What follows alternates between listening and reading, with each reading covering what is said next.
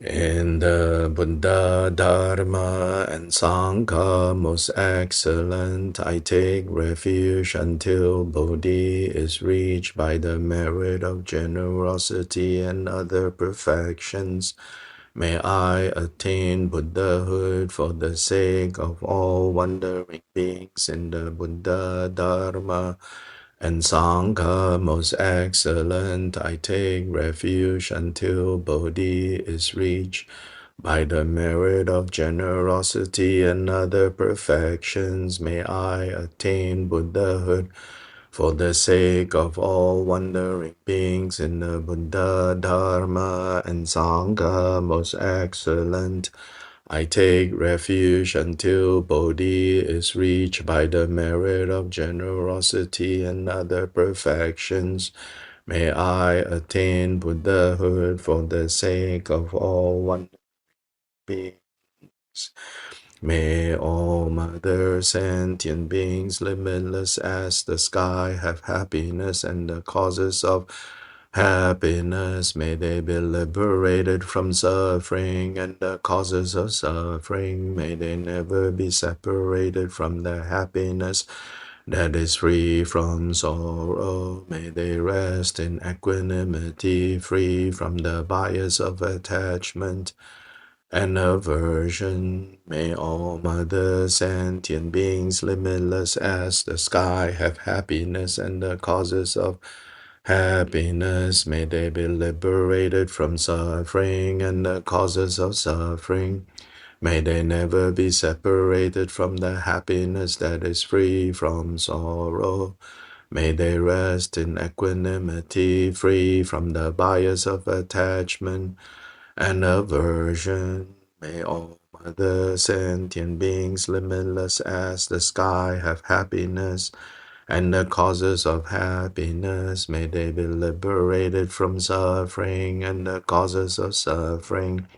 May they never be separated from the happiness that is free from sorrow. May they rest in equanimity, free from the bias of attachment and aversion.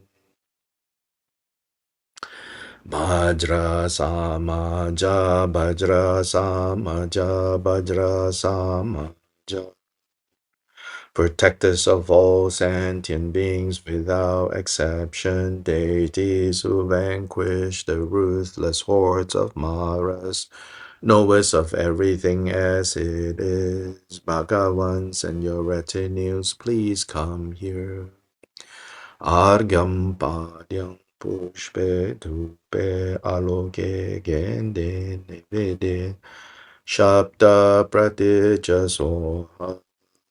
This ground sprinkled with scented waters and strewn with flowers, adorned with the supreme mountain, four continents, sun and moon. I hold in mind as a Buddha land and offer it.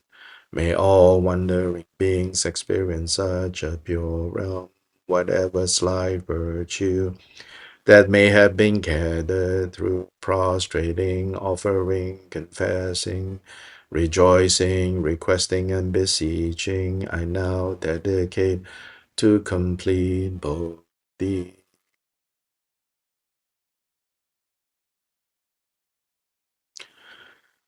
Namo to the Guru, the complete purity of phenomenal existence. I make offerings to you who manifest in the ground of phenomenal existence and supplicate you for the total liberation of the three realms. Grant your blessings of dredging samsara from its very depths, Lord, wish fulfilling gem, ornament of my crown.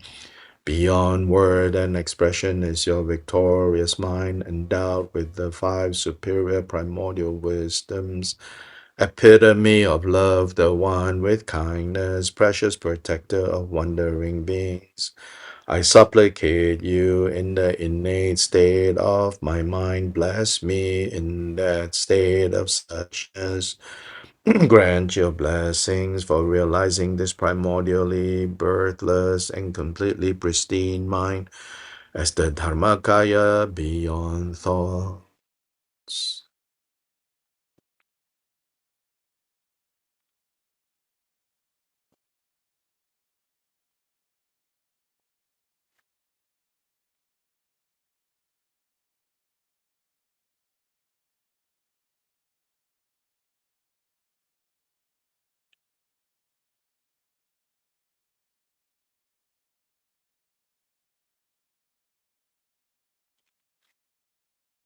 In Nirnipa's text, the main Mahamudra manual, on page 3, are instructions on how to settle the body.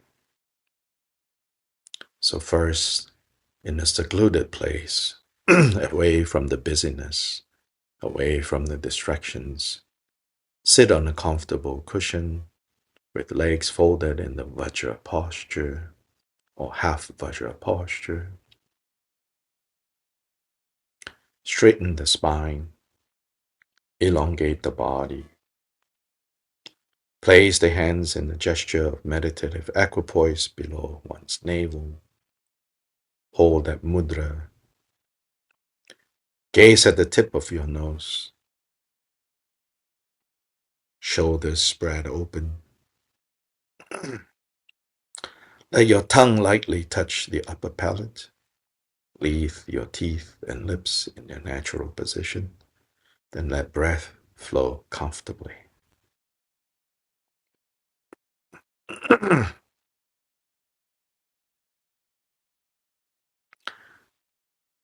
By relaxing the exhalation and inhalation of breath, little by little, free from effort,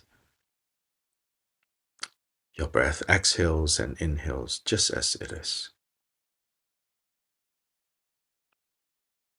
And in this way, let body settle into its own place.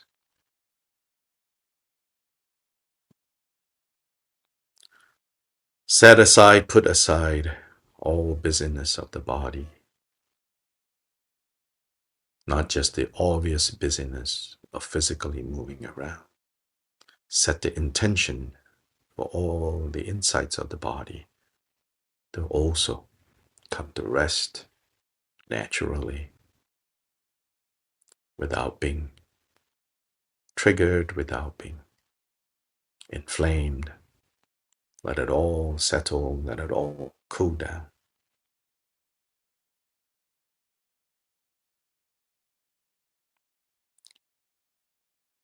Breathe in and out, noticing how with every breath you take, the body can further relax, can further quiet down.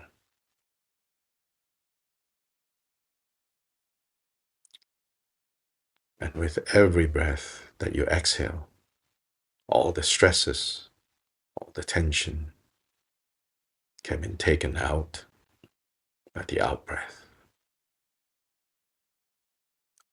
In breath, the mind becomes bright and radiant. Out breath, the mind becomes still and quiet and at ease. In this way, breath after breath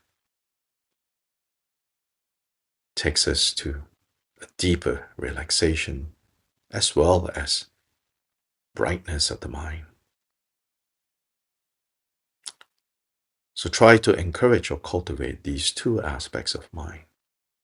Deeply relaxed, brilliantly shining.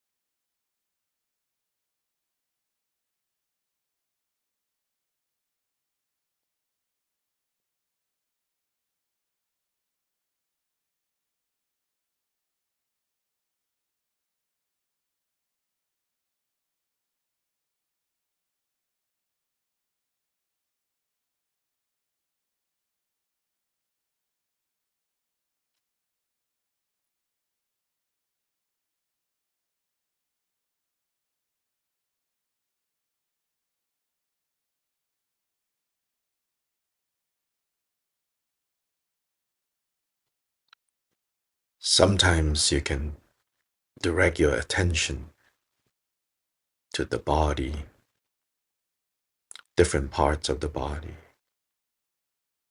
sensations that arise where the body, for example, is in contact with your seat, your feet in contact with the floor, with the chair, or the sensation of right hand resting on your left hand, or the sensation of the two thumbs lightly touching each other, or the sensation of your tongue placed on your palate.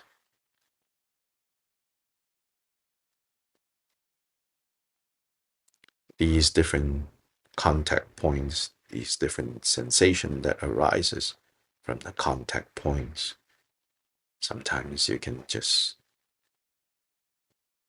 bring your attention to these different places in a slow and deliberate way without rushing. Or more systematically, you could scan from the top of your head, slowly, slowly, all the way down,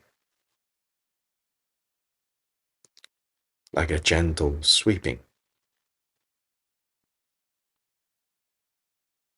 from top down. And as you sweep down,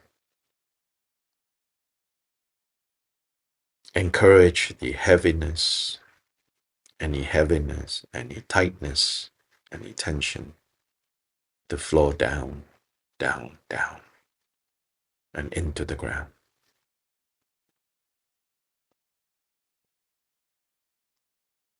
Sometimes you can turn your attention to the experience of breath and the interaction between breath and body. Understanding that breath is a property of the body, and breath has its own body. And breath is energy coursing through the entire body, moving through the entire body. And sometimes you can also go back to breathing in brightness, radiance of mind, breathing out stability, quiet, rest.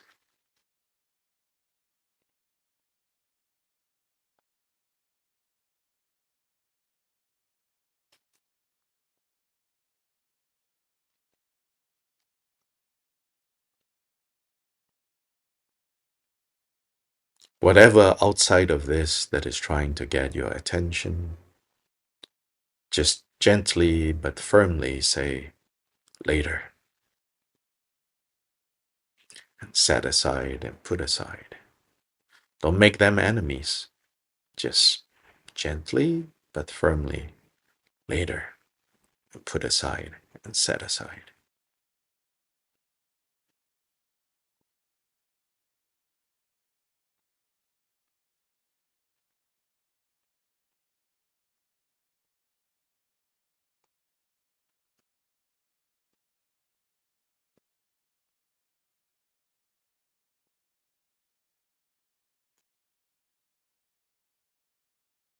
Having the ability to be able to be firm in saying later is an important quality to cultivate.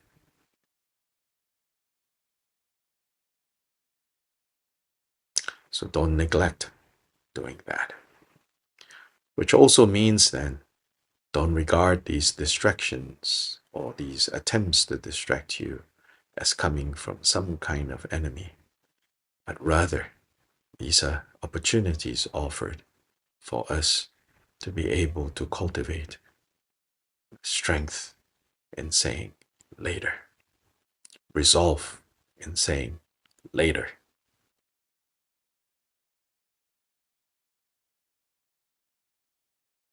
So as Gampopa says, regard all these thoughts, all these distractions as our friends, as most kind to us.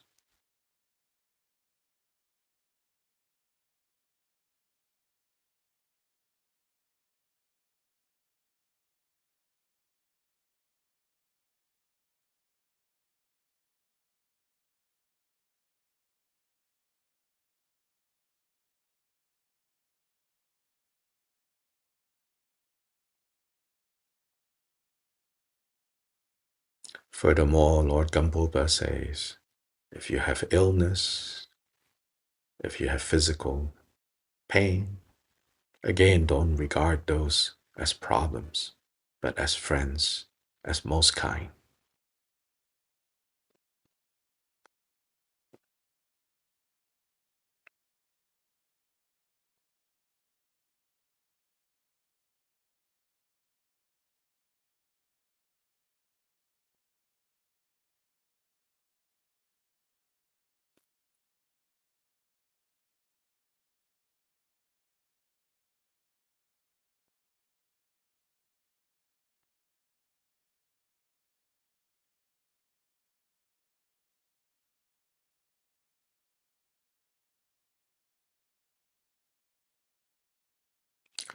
According to Lord Gampopa, wearing the two armors protects us while we practice Mahamudra.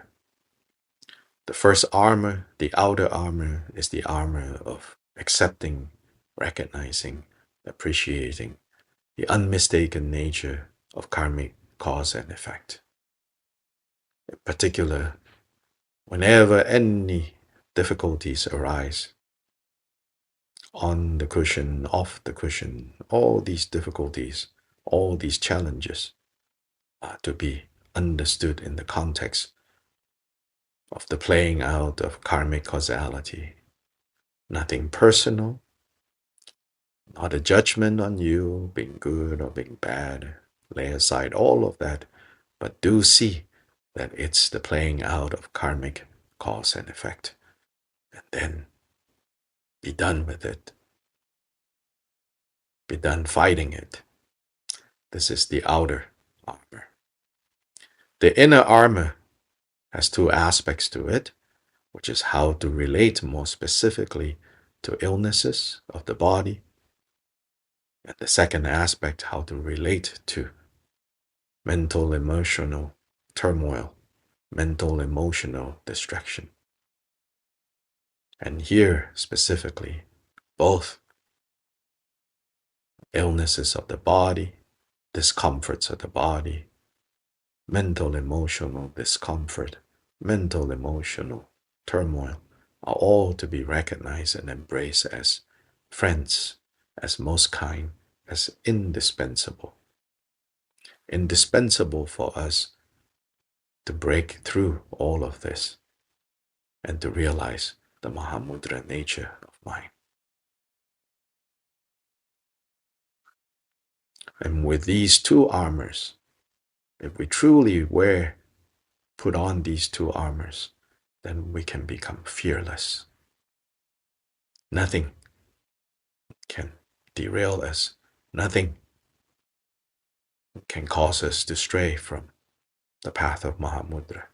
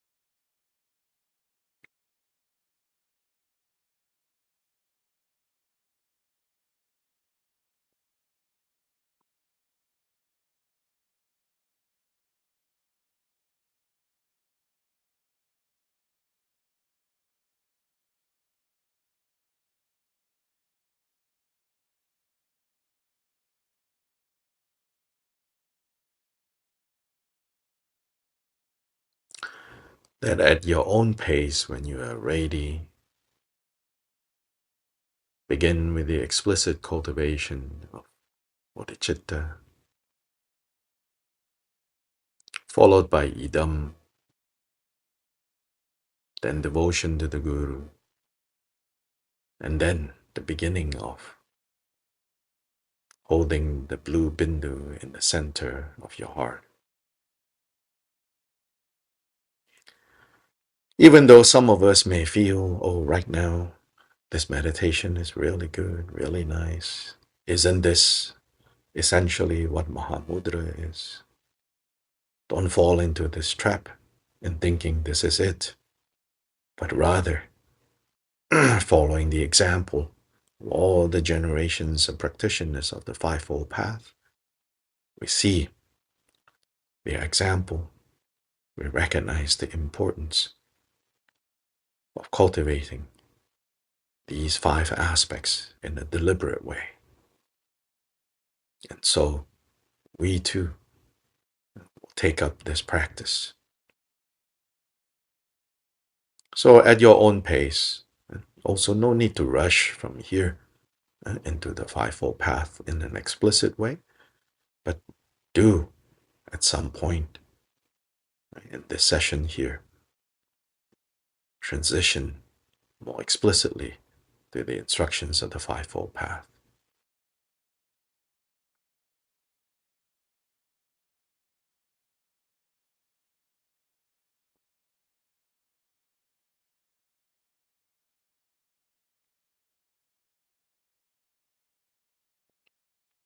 And for that, you can begin with the preliminaries of considering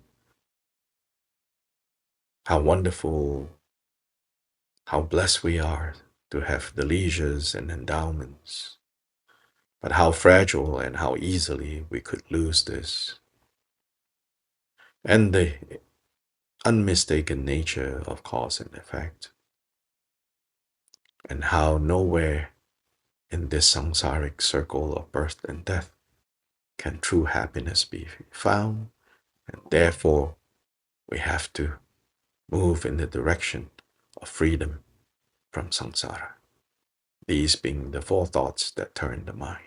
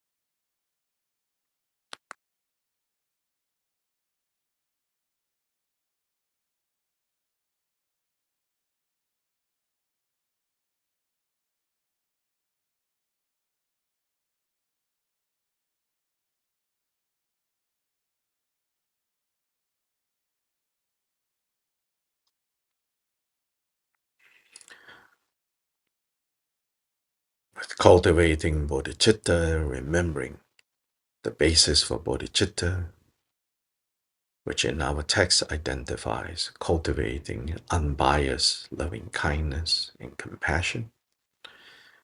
And in the broader context, we know that this constitutes also cultivating the four immeasurable minds. And on the basis of the four immeasurable minds, or summarized to on the basis of unbiased love and compassion, limitless love and compassion, we give rise to aspiration bodhicitta and application bodhicitta. In terms of application, we are going to apply the methods of the Fivefold Path in particular, and then arising as idam. For the idam, again, there are 3 points, which is to cultivate, first and foremost, the confidence, the stability of recognizing that this is your natural form, this is your natural appearance, the form and the appearance of a Buddha. Then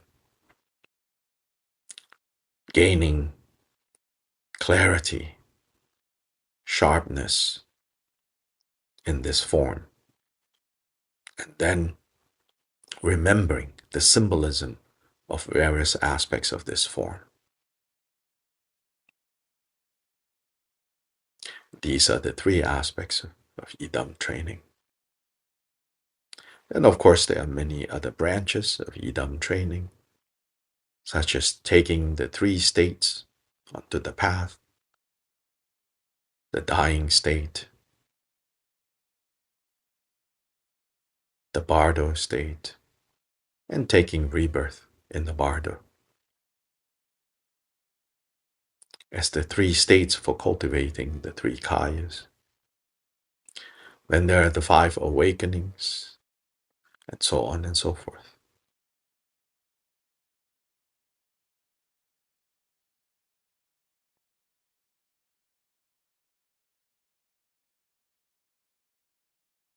And cultivating the presence of the Guru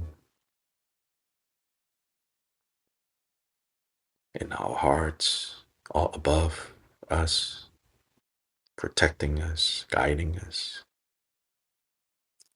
and protecting us, the outer Guru, guiding and protecting and leading us to recognizing the inner Guru,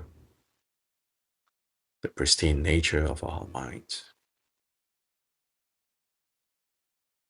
And having caught a glimpse of this pristine nature, then we confidently practice the natural state Mahamudra.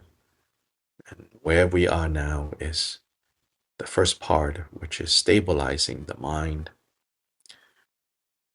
training for the mind to be flexible and workable through meditative equipoise by relying on signs, particularly the blue bindu in the heart, which can also be dropped to the navel, where it becomes a golden bindu, pull up to the throat center, where it becomes a red bindu, and pulling further up to the crown center, where it becomes the white bindu.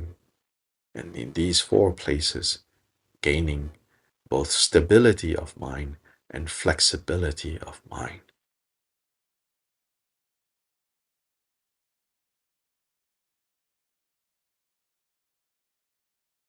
And then the 5th point of dedication, yes, although we do the dedication explicitly at the end of the practice, this dedication can be folded into the main practice as well, which is remembering that all of this we do for the benefit of beings,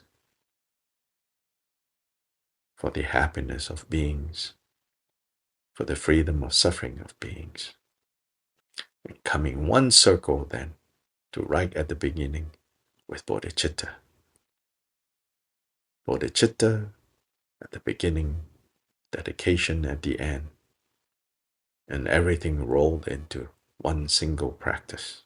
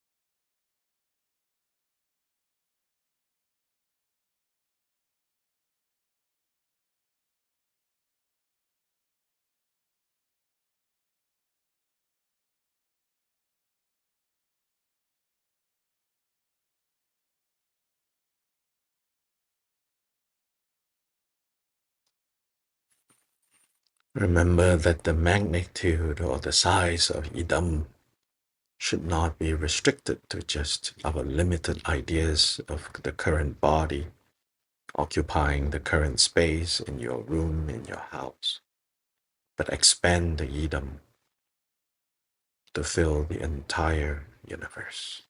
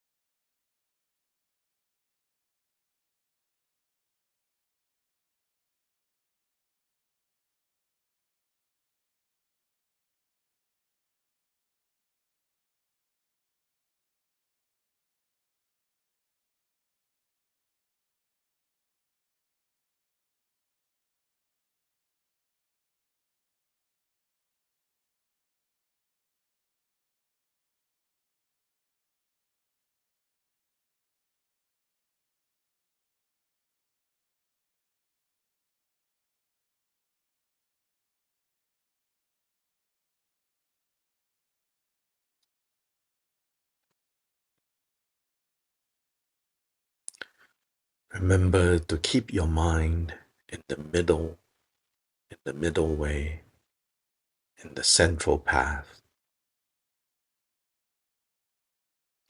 not leaning to the left, not leaning to the right, not giving in to subject, object, attachment, aversion, but again and again bringing the mind back to the middle.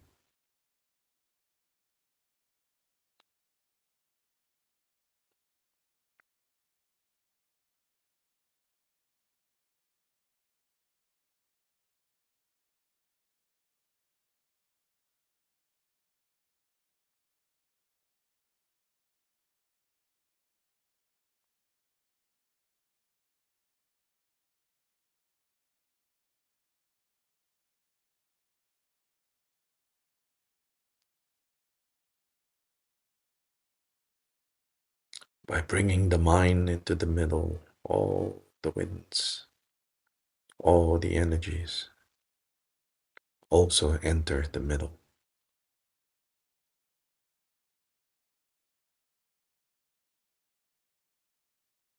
Naturally, without force.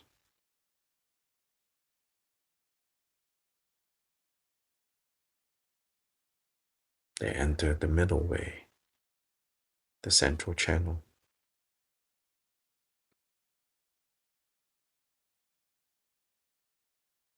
The realization of the emptiness of inherent existence.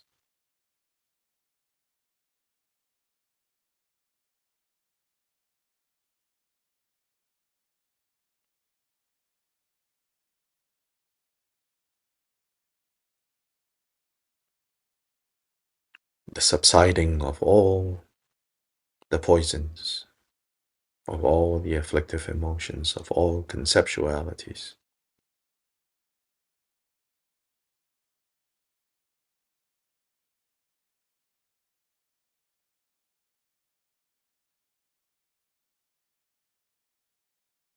And with that, the natural radiance of the Buddha qualities shine forth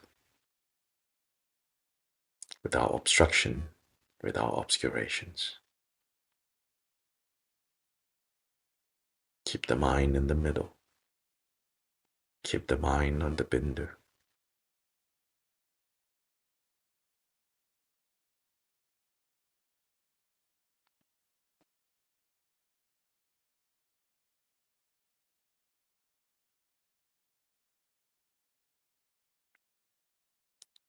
Hold your appearance as the idam, guru in your heart. Idam being the application bodhicitta that comes from aspiration bodhicitta. And all of this is done towards the happiness and well-being of all beings, dedicated to the happiness and well-being of all beings without exception.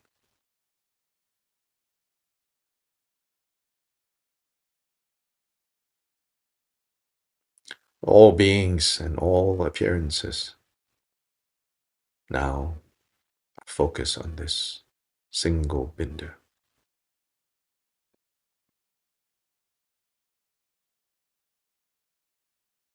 Place in the center, place in the middle.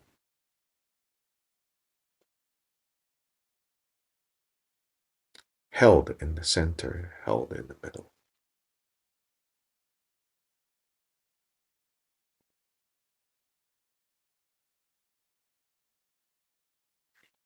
From time to time, you can go back to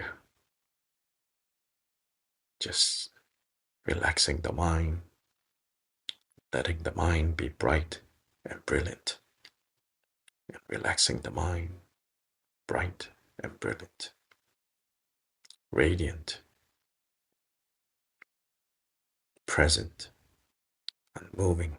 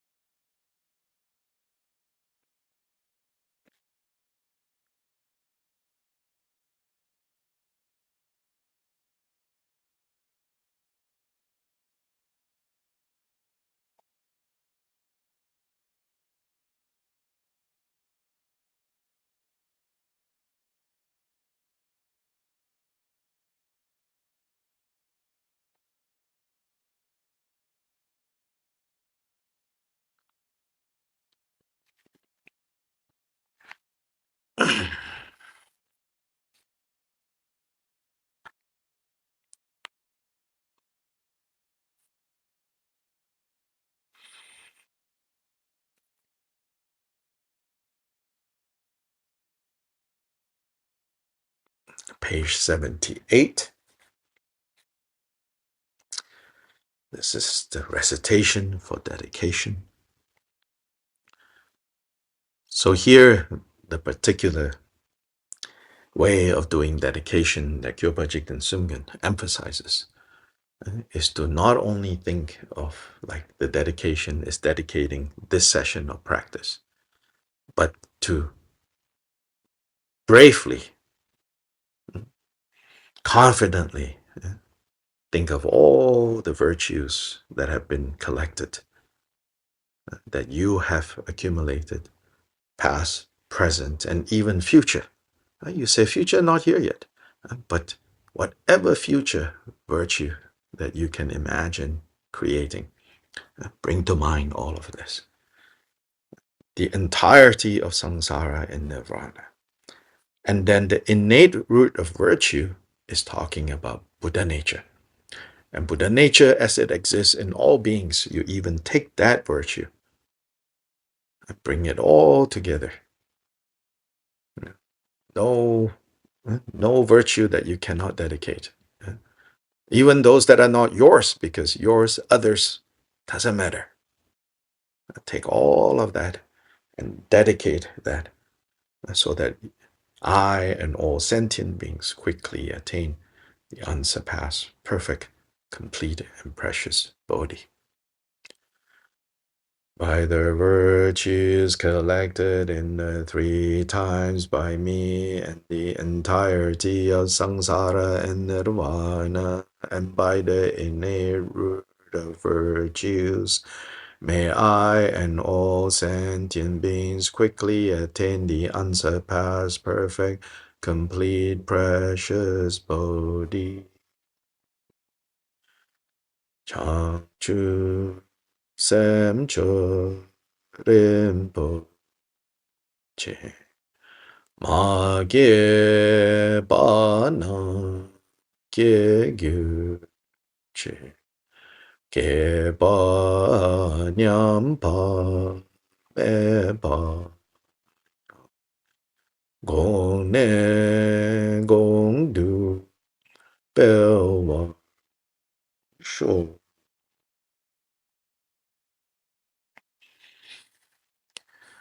I want to make a preliminary announcement of a program that we are planning for the last week of May in Cusco, Peru, a retreat on the Mani mantra. This will be a retreat where we will have teachings, we will have practice sessions. It will last for 5 days, probably at the very end of May. Right now, I know Khenpo Chöpel Rinpoche, who was the former abbot, formal abbot of Rinchen Monastery in Nepal, will be there, and possibly others. Of course, I will be there. This is at the center where we have a very nice property now with 15 very comfortable rooms. Most of those are twin sharing rooms. Cost should not be that high, I mean, relatively speaking. So please mark your calendars. And before the retreat start, we also have another activity also there, which is the activity of filling the sacred images that are there. We have a 4.5-foot Buddha Shakyamuni statue, and then 3 feet Kyopa Jigten Sumgen and Guru Rinpoche, and then a Tara. All those needs to be filled. So you are invited to join. Details will come. And this will be a very good opportunity to do a retreat focus on the Idam of Kyopa Jigten Sumgen, Avalokiteshvara. This will not be a traditional Mani Drupchen, which means, chanting around the clock 24/7. I think we're not ready for that. Our minds are too unruly to really benefit from it. We may force through it and feel some accomplishment, but as Kenjan Rinpoche said, we, most of us, still need to develop a clearer and clearer understanding. So a combination of teachings, a combination of practice sessions. Then at the very end, the last night, we will do an all-nighter. Then to whatever ability, that you're able to stay up all night, you may see, you may be inspired at that point, to at least one night to the next morning. And then we will conclude. Cusco is a very nice city. If you have never been there, it's also a chance to go see Machu Picchu, right? One of the wonders of the world. As with all these archaeological sites, increasingly governments are under pressure in a good way to not allow that many people to walk through them because with so many people, it sinks, So it's happening in Borobudur, it's happening. So in a way, if you would like to walk through Machu Picchu, don't wait, A combination of like wait too long, you don't have the energy to walk anymore, and wait too long, It's sinking too much, and government was saying no more walking through. So pencil in, as we say, and more details will come. So that's happening in May. Second thing to also mention here, the Forest Hermitage in North Carolina. And the opening of the Dharma Hall is now scheduled for the weekend of July 18. But it will be a 4-day program, 16, 17, 18, 19. Khenchen Kongtrul Gyaltsen Rinpoche has agreed to come and anchor this. Again, it will be a combination of teachings and practice. The practice will be the 1,000 offerings of Ushnisha Vijaya.